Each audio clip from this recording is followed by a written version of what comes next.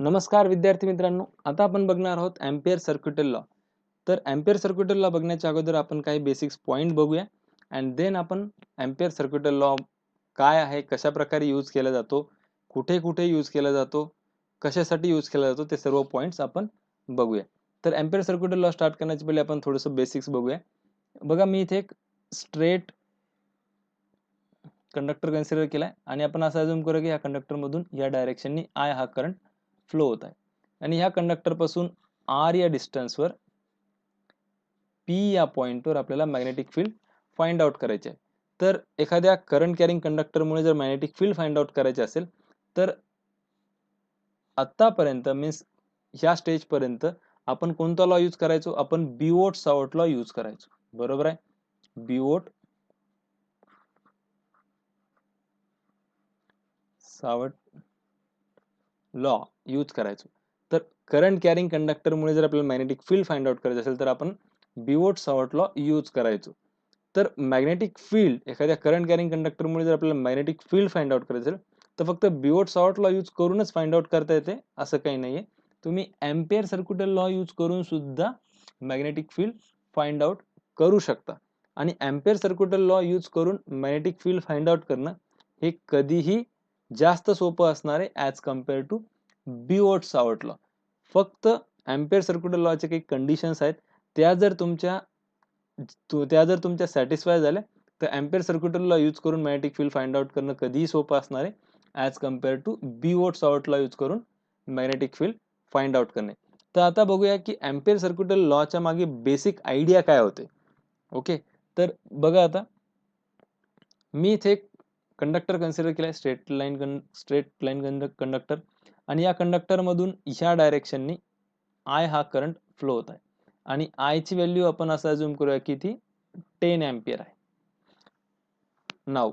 आणि हे जे डिस्टन्स आहे, हे जे पॉइंट्स मी कन्सिडर केले यांना आपण नाव देऊया ए, बी आणि सी.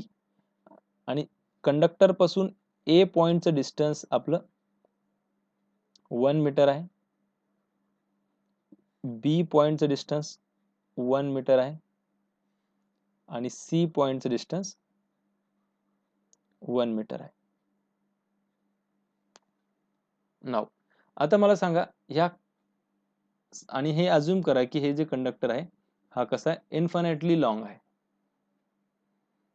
आता मला सांगा की ए या पॉइंटवर ह्या कंडक्टरमुळे किती मॅग्नेटिक फील्ड येईल. तर मॅग्नेटिक फील्डचा फॉर्म्युला इन्फिनिट जर कंडक्टर असेल तर आपण या अगोदरच लेक्चरमध्ये बघितलेला आहे, mu naught I divided by 2 pi R. तर B A magnetic field at A point due to this conductor काय येणार आहे तुमची. तर तुम्ही या सर्व व्हॅल्यूज प्लेस करा. म्यू नॉट ची value 4 pi into 10 to power -7, I ची value 10, 2 pi into R, R ची व्हॅल्यू इथे काय येणार 1. तर बी ए ची व्हॅल्यू आपल्याला येणार आहे 20 into 10 to the power -7 tesla. ही झाली आपली बी ए ची व्हॅल्यू. देन बी बी ची व्हॅल्यू बघा, ती येईल आपल्याला 10 into 10 to the power -7 tesla. And B C ची व्हॅल्यू आपल्याला येईल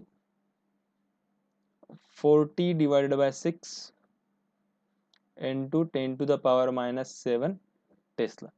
तर ह्या सर्व व्हॅल्यू झाल्या आपल्या ए पॉइंटवर magnetic field due to this conductor, B पॉइंटवर magnetic field due to this conductor and C पॉइंटवर magnetic field due to this conductor.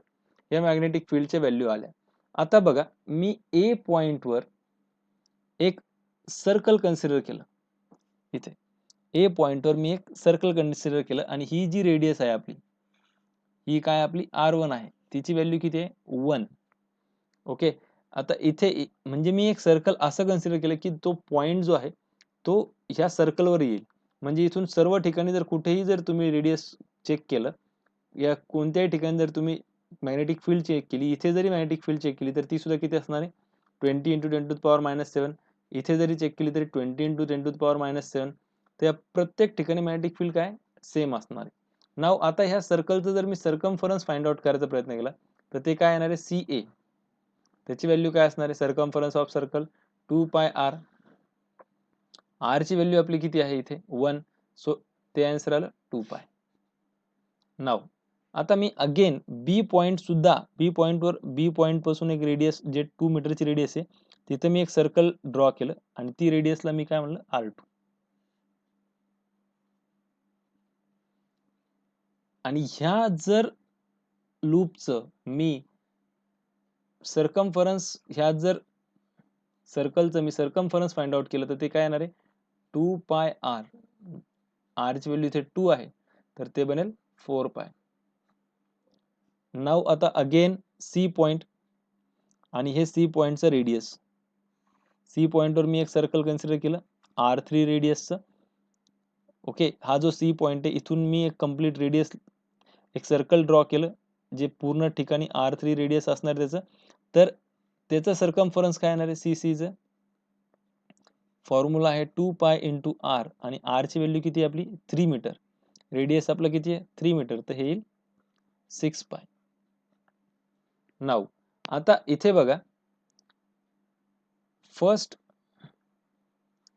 BA into CA ह्याची व्हॅल्यू बघा काय येत आहे BA into CA 20 into 10 to the power -7 into 2 pi. किती आला answer 40 pi into 10 to the power -7. So 40 pi into 10 to the power -7. Second BB into CB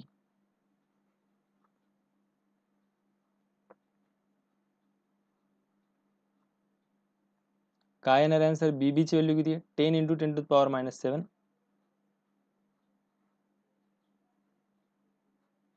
and CB ची value आहे 4 पाय.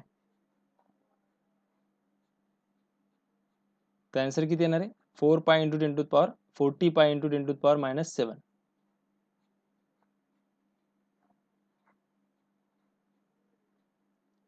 आता बघा इथे 40 pi into 10 to the power -7 इथे सुद्धा 40 pi into 10 to the power -7 आणि थर्ड तुम्ही कॅल्क्युलेट करून बघा. आता इथे मी लिहितो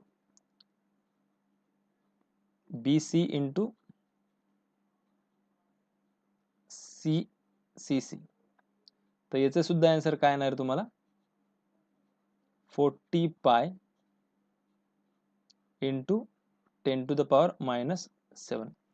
तर तुम्हाला याच्यावरून काय लक्षात आलं बेसिक ह्या तिन्ही याच्यावरून काय लक्षात आलं तर यावरून आपल्याला बेसिक हे लक्षात येतं किंवा एम्पियरला सुद्धा यावरून एक गोष्ट लक्षात आली की मॅग्नेटिक फील्ड ही आर वर डेफिनेटली डिपेंड आहे. जसं जसं आर वाढत जाईल तशी तशी मॅग्नेटिक फील्ड कमी होत जाईल. पण एक फॅक्टर एक कॉन्स्टंट तुमचा कधीही चेंज होणार नाही आणि तो काय असणार आहे magnetic field into circumference of circle. फक्त ह्या स्टेट म्हणजे ह्या कंडिशनसाठी मी बोलत आहे.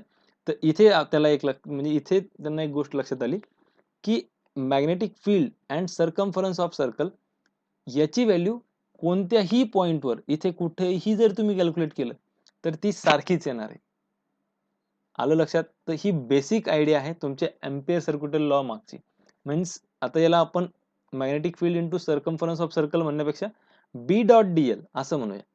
बी डॉट डीएल ची जी काही व्हॅल्यू आहे ती कोणत्याही ठिकाणी जरी तुम्ही कॅल्क्युलेट केली तुम्ही इथे जरी कॅल्क्युलेट केली इथे जरी केली इथे जरी केली अशी कुठेही किती लांबपर्यंत तुम्ही कॅल्क्युलेट करत गेला तर ती तुम्हाला काय येत राहणार आहे 40 pi into 10 to the power -7च येत राहणार आहे ह्या सिच्युएशनसाठी.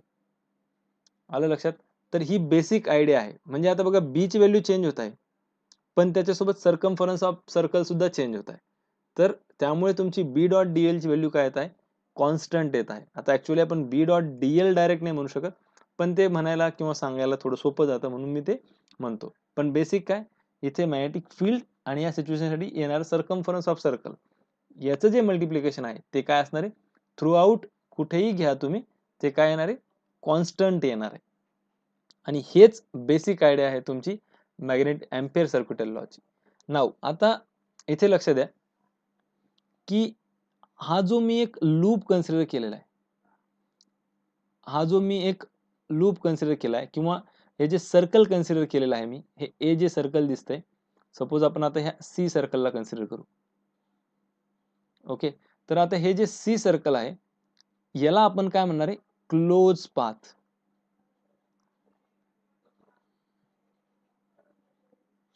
याला काय म्हणणार आपण, क्लोज पाथ. आता हे क्लोज पाथ सर्कल असू शकतं, स्क्वेअर असू शकतं किंवा एक क्लोज पाथ असू शकतो. ओके, तर याला आपण काय म्हणणार आहे, क्लोज पाथ. आणि यालाच आपण म्हणणार आहोत एम्पिरियन लूप. याला काय म्हणणार आहोत, एम्पिरियन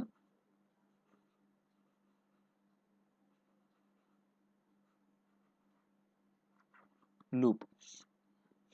हा जो क्लोज पाथ आहे बघा, आता हा जो सी पॉइंट आपण इथे कन्सिडर केलाय, हा सी पॉइंट पासून जे आपण शेप कन्सिडर केलाय तो कसा आहे, क्लोज पाथ आहे. आणि त्यालाच काय म्हणलं जातं, एम्पिरियन लूप. सी पॉइंट वरच आपण एक लूप कन्सिडर केलाय, तो एक क्लोज पाथ कन्सिडर केलाय, त्याला काय म्हणणार आहे आपण, एम्पिरियन लूप. बी पॉइंट वर आपल्याला suppose magnetic field find out करायची, तर बी पॉइंट वर पासून आपण काय केलंय, क्लोज पाथ कन्सिडर केलाय. त्या क्लोज पाथला आपण काय म्हणणार आहे, एम्पिरियन लूप. आणि एम्पिरियन लूप कन्सिडर करण्याच्या काही कंडिशन्स आहेत. तर आपण आता काय करूया, एम्पिरियन लूपच्या कंडिशन्स बघूयात. तर बेसिक आयडिया तुम्हाला लक्षात आली की बी डॉट डी एल चा जो रेशो आहे तो चेंज होत नाही. ओके, आणि आता एम्पिरियन लूप तुम्हाला कसं सिलेक्ट करायचं, त्यासाठी काय कंडिशन्स आहेत ते आता आपण बघूया. बघा आता, general rules for selection of Amperian loop.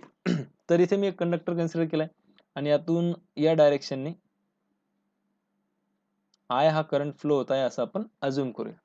तर बघा, पहिला रूल त्यांनी काय सांगितलं, तर the loop should include the current carrying element that magnetic field is to be calculated. असा लूप कन्सिडर करा, असा लूप कन्सिडर करा की ज्याच्यापासून मॅग्नेटिक फील्ड फाइंड आउट करायची तो लूप मध्ये येईल. आलं लक्षात. सपोज आता आपल्याला हा कंडक्टर पासून मॅग्नेटिक फील्ड फाइंड आउट करायची ह्या पी पॉइंटवर, इथे मी पी पॉइंट कन्सिडर करतो. ह्या कंडक्टर पासून या पी पॉइंटवर मला मॅग्नेटिक फील्ड फाइंड आउट करायची, तर मी असा लूप कन्सिडर केला पाहिजे की त्या लूप मध्ये ज्याच्यापासून मॅग्नेटिक फील्ड फाइंड आउट करायची तो लूप मध्ये येईल. The loop should include that current element that magnetic field is to be calculated. ह्या कंडक्टर पासून मॅग्नेटिक फील्ड फाइंड आउट करायची आहे तुम्हाला, तर हा कंडक्टर तुमचा मॅग्नेटिक फील्डच्या आतमध्ये असला पाहिजे. नाहीतर मी इथे एक असं लूप कन्सिडर करून टाकला, क्लोज पाथ कन्सिडर केला आणि त्याच्यामध्ये हा कंडक्टरच येत नाही, तर यांनी काही तुम्हाला आन्सर भेटणार नाही आहे. तर फर्स्ट कंडिशन तुम्हाला सांगितली की असा लूप कन्सिडर करा की ज्याच्यामध्ये तुम्हाला ज्याच्यापासून मॅग्नेटिक फील्ड विचारली ते असलं पाहिजे. ओके, नाव सेकंड याला मी एकदा इरेज करतो हे सर्कलला. नाव बघूया आपण आता सेकंड पॉइंट काय सांगितलंय, magnetic field should be constant over the loop or should be easy to calculate.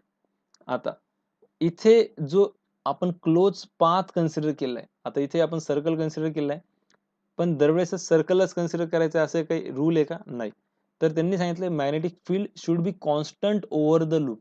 म्हणजे असा एखादा आर्बिटरी शेप कन्सिडर करा जिथे मॅग्नेटिक फील्डची व्हॅल्यू थ्रू आउट लूप कशी असली पाहिजे, सेम असली पाहिजे. आता सपोज इथे जर मॅग्नेटिक फील्डची व्हॅल्यू 1 टेस्ला आहे, तर इथे सुद्धा मॅग्नेटिक फील्डची व्हॅल्यू काय येणार आहे, 1 टेस्लाच येणार आहे. इथे सुद्धा मॅग्नेटिक फील्डची व्हॅल्यू काय, 1 टेस्लाच येणार आहे. सो दॅट ही कंडिशन माझ्या लक्षात आली म्हणून मी तिथे काय केलंय, सर्कल कन्सिडर केले. अशी एखादी सिच्युएशन असू शकते की तुम्हाला तिथे स्क्वेअर कन्सिडर करायची वेळ येईल किंवा वेगळा एखादा शेप कन्सिडर करायची वेळ येईल. तर तुम्ही हे लक्ष ठेवून यूज करा किंवा हे लक्षात ठेवून यूज करा की असा एखादा शेप कन्सिडर करा की जिथे मॅग्नेटिक फील्डची व्हॅल्यू सेम येईल. आणि आता जर समजा येतच नसेल शेप, म्हणजे असा एखादा शेपच नाही जिथे मॅग्नेटिक फील्डची व्हॅल्यू सेम येतच नाही, तर त्यावेळेस मग असा लूप कन्सिडर करा, ऍटलिस्ट तुम्हाला त्याचं कॅल्क्युलेशन करता येईल. नाही तर मी सपोज असा काहीतरी लूप कन्सिडर केला, आता याचं कॅल्क्युलेशन करणं, याचं मॅथमॅटिकल इक्वेशन बनवणं, त्याच्यातच माझी जर खूप वेळ चाललाय तर त्याचा काही यूज नाही होणार आहे. तर मग ते अँपिअर सर्क्युलर लॉ हा बिओट सॉर्ट लॉ पेक्षा जास्त अवघड होऊन बसेल. तर असं काही करायचं नाही. तर त्यांनी सिंपल कन्सेप्ट काय सांगितलेली आहे की एम्पिरियन लूप ज्यावेळेस तुम्ही सिलेक्ट करताल, सेकंड पॉईंट त्यांनी सांगितलं आहे की magnetic field should be constant over the loop. असं बघा, जर ती सिच्युएशन नसेल सापडत तर अशा सेक्शनमध्ये त्याला डिवाइड करा जिथे तुमचे ज्याचे कॅल्क्युलेशन्स तुम्हाला करता येईल, किंवा अशा शेपमध्ये त्याला डिवाइड करा. बघा आता थर्ड पॉईंट काय सांगितलेलं आहे, the dot product of B dot D l should be easy to calculate. Okay, आता यांचा जो डॉट प्रोडक्ट आहे तो कॅल्क्युलेट करता येईल अशाच प्रकारे शेप कन्सिडर असला पाहिजे. नाव आता हे क्लोज इंटिग्रल म्हणजे काय, कारण की हा जो तुम्ही पाथ कन्सिडर केलाय तो कसा असणार आहे, क्लोज पाथ आहे. सो दॅट आपण इथे लिहिलेले क्लोज इंटिग्रल. बी मॅग्नेटिक फील्ड आहे आणि डीएल काय तुमचं एलिमेंटल लेंथ आहे. तर इथे बघा, मी इथे एक एलिमेंटल लेंथ कन्सिडर केली डीएल, तिची डायरेक्शन डीएल ची ही अशी असणार. ओके, ही डायरेक्शन, आणि या पॉइंटला, ह्या डीएलच्या पॉइंटला जर मॅग्नेटिक फील्डची डायरेक्शन पाहिली तर ती याला टेंजेन्शियल असणार. तर डीएल अँड बी मध्ये मॅग्नेटिक किती डिग्रीचा अँगल येतोय, 0 डिग्रीचा. इथे बघूया आपण, डीएल ची डायरेक्शन ही, बी ची डायरेक्शन याला टेंजेन्शियल, तर इथे सुद्धा अँगल किती येणार आहे, 0 डिग्री. तर त्यांनी काय सांगितलं की बी डॉट डीएल यांचा जो डॉट प्रोडक्ट असणार आहे तो कॅल्क्युलेट करता येईल अशा प्रकारे शेप असणं नेसेसरी आहे. ओके, तर हे 3 पॉइंट्स आहेत एम्पिरियन लूप सिलेक्ट करण्याचे. तर बेसिक पॉइंट काय समजलं तुम्हाला, की लूप असा सिलेक्ट करा ज्याच्यापासून मॅग्नेटिक फील्ड फाइंड आउट करायची आहे तो त्या लूप मध्ये येईल, पहिला पॉइंट. सेकंड पॉइंट, लूप अशा प्रकारे सिलेक्ट करा जिथे बी ची व्हॅल्यू कॉन्स्टंट येईल, आणि जर येत नसेल तर ऍटलिस्ट ती कॅल्क्युलेट करता येईल. थर्ड, बी डॉट डीएल चे इंटिग्रेशन करता येईल अशा प्रकारे शेप असणं जरुरी आहे. ओके, तर हे जनरल पॉइंट्स आहेत तुमचे एम्पिरियन लूप सिलेक्ट करण्याचे. हे तुम्हाला बेसिक समजलं पाहिजे, आणि असंही आपण जेव्हा त्याचे ऍप्लिकेशन बघू त्यावेळेस तुम्हाला लक्षात येऊन जाईल. नाव आता यामध्ये काही कन्सेप्ट असतात त्या बघूया. How to find I enclosed. आता आय इनक्लोज्ड कसा फाइंड आउट केलं जातं ते बघूया. तर बघा, आता इथे मी भरपूर करंट्स कंडक्टर कन्सिडर केले ज्याच्यातून वेगवेगळ्या डायरेक्शननी करंट फ्लो होत आहे. इथे I1, I2, इथे I3 आणि इथे I4. तर असं करंट कंडक्टर्स मी कन्सिडर केलेत. आता I1 मधून जो करंट येत आहे तो तुमच्याकडे येणार आहे टूवर्ड यू. I2 मध्ये जो करंट फ्लो होत आहे हे स्ट्रेट कंडक्टर आहेत असं अज्युम करा, तो आतमध्ये इंटू द प्लेन चाललाय. I3 मधला पण इंटू द प्लेन चाललाय. I4 मध्ये सुद्धा इंटू द प्लेन चाललेला आहे. तर आता आपल्याला सर्वप्रथम आय इनक्लोज्ड काय कन्सेप्ट आहे ती बघायची, आणि देन आपण त्याच्यावरचे जे जनरल क्वेरीज असतात ते बघणार आहोत. तर आय इनक्लोज कधी पण कसा कन्सिडर करायचं, तर आता आपल्याला इथे P pointer magnetic field find out करायची I1, I2 आणि I3 मुळे. तर आपण पी पॉइंटर काय केलं, एक सर्कल कन्सिडर केलं. ओके, आता इथे आय इनक्लोज्ड ही व्हॅल्यू कशी कॅल्क्युलेट केली जाते, तर आय इनक्लोज्ड ही जी व्हॅल्यू आहे ही कॅल्क्युलेट करण्यासाठी तुम्ही काय करणार आहात, right hand thumb rule use करणार आहात. काय यूज करणार आहात, राईट हँड थंब रूल. हे तुम्ही पूर्ण लिहा, राईट हँड थंब रूल. आता प्रत्येकाला राईट हँड थंब रूल माहिती आहे की सपोज जर कंडक्टर असा असेल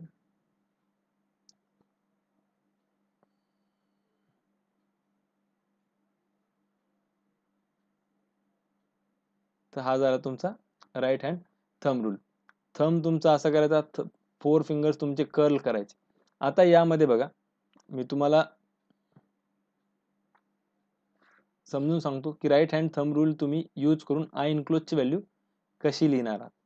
नाव आता सपोज जर तुमची इंटिग्रेशन जे तुम्ही घेणार आहात क्लोज पाथचं, जर तुम्ही ह्या डायरेक्शनने घेणार आहात किंवा तुम्ही जर ही डायरेक्शन अज्युम केली असेल तर तुम्ही right hand thumb rule use करून तुमचे जे 4 फिंगर्स असतील ते कर्ल करा in the direction of this, जी की तुम्ही अज्युम केली आहे, जी अज्युम डायरेक्शन केली आहे त्याच्या डायरेक्शन मध्ये तुम्ही तुमचे फिंगर जे आहेत ते कर्ल करा आणि थंबला स्ट्रेच करा.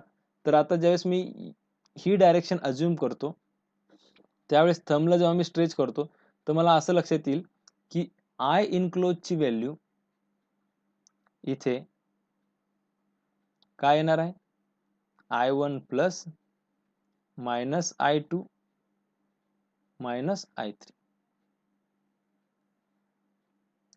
ही गोष्ट लक्षात आली की तुम्हाला मी कशा प्रकारे केली. Right hand thumb rule use करायचा. ज्या डायरेक्शनने तुम्ही इंटिग्रेशन घेत आहात, ज्या डायरेक्शनने तुम्ही कन्सिडर केलेलं आहे, त्या डायरेक्शनने आय इनक्लोज तुम्ही कसं लिहिणार आहात. एक सेकंड.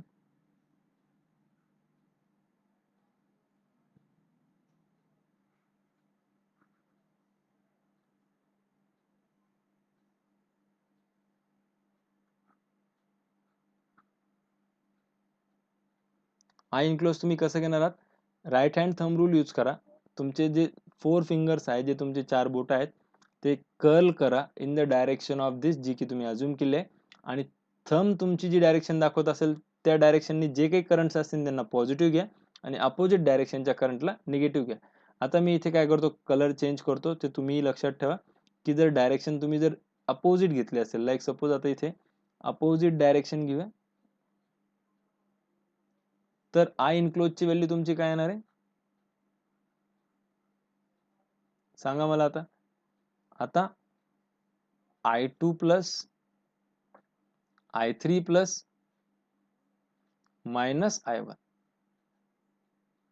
ही झाली तुमची आय इनक्लोजची व्हॅल्यू.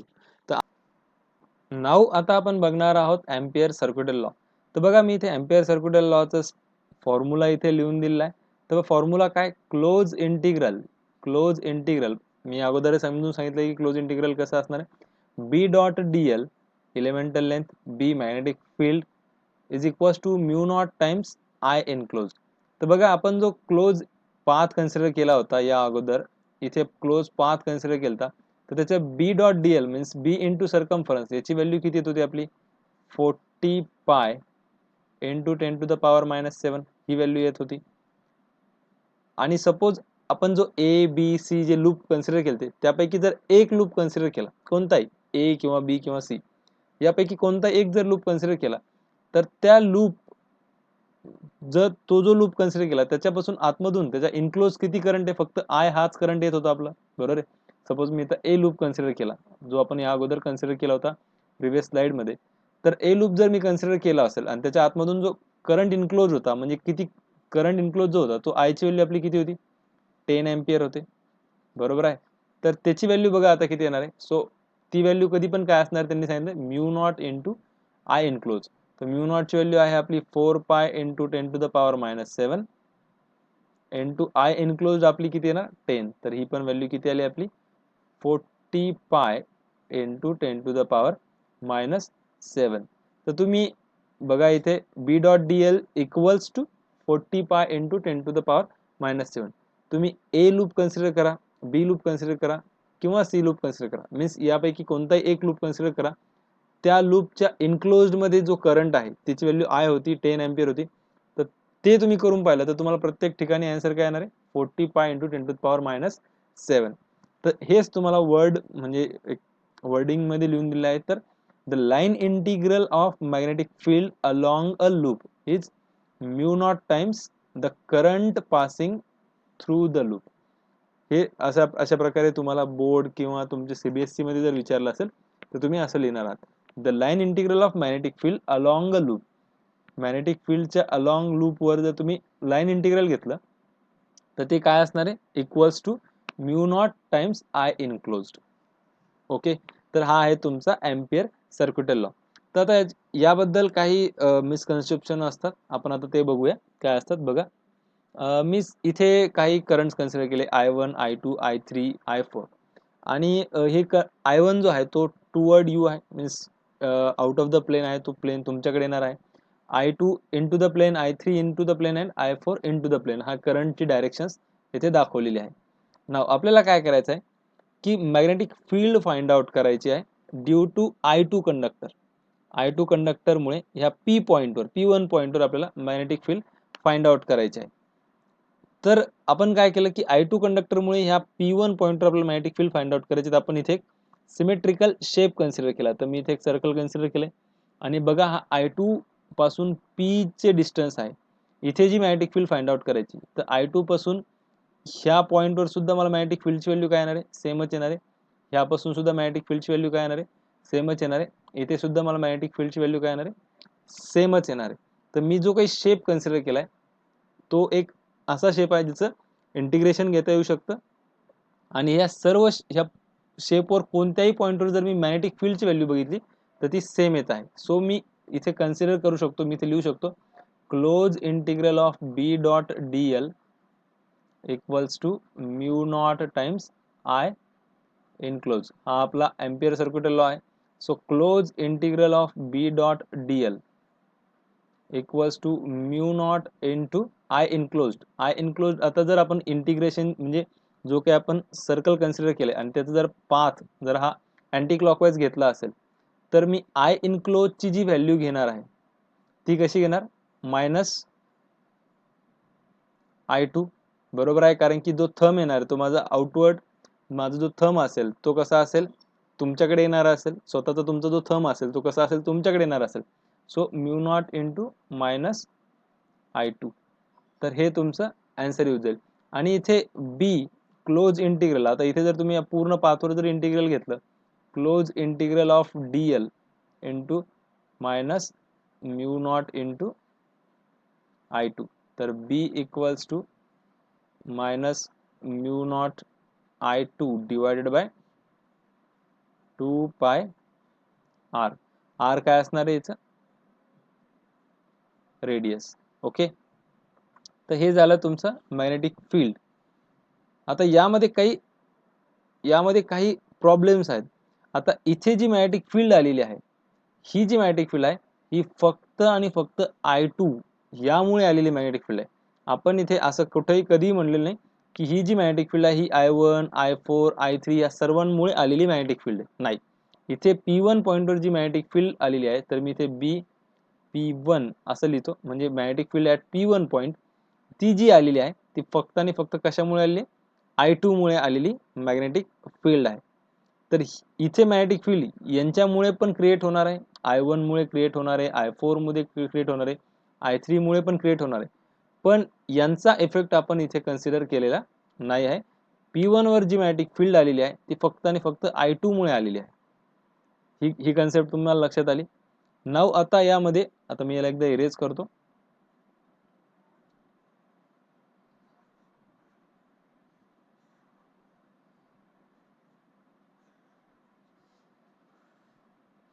हे पॉइंट लक्षात आला तुम्हाला.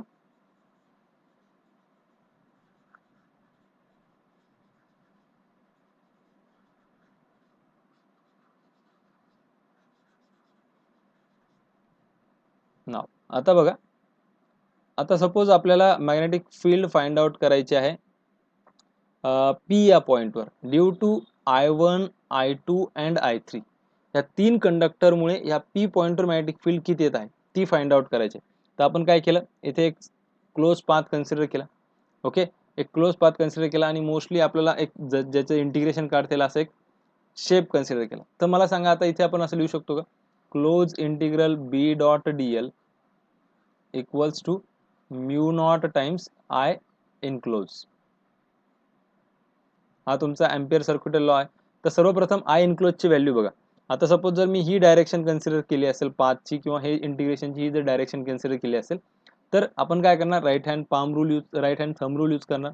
4 फिंगर्सला कर्ल करणार इन याच्या डायरेक्शनमध्ये, आपल्या जे 4 बोट आहेत त्यांना ह्या डायरेक्शननी कर्ल करणार आणि थंबला स्ट्रेच केल्यानंतर थंब I2 आणि I3 ची डायरेक्शन दाखवेल. तर I2 I3 ला आपल्याला काय करावं लागेल, पॉझिटिव्ह घ्यावं लागेल. So mu naught I2 plus I3 minus I1. आता यामध्ये एक खूप मोठा प्रॉब्लेम आहे. प्रॉब्लेम काय आहे तो बघा. इथे आपण close integral of B dot D L ह्या शेपसाठी घेऊ शकत नाही. का नाही घेऊ शकत बघा, I1 पासून P हा पॉइंट काहीतरी डिस्टन्सवर आहे, I2 पासून P हा पॉइंट काहीतरी डिस्टन्सवर आहे, I3 पासून P हा पॉइंट काहीतरी डिस्टन्स आहे.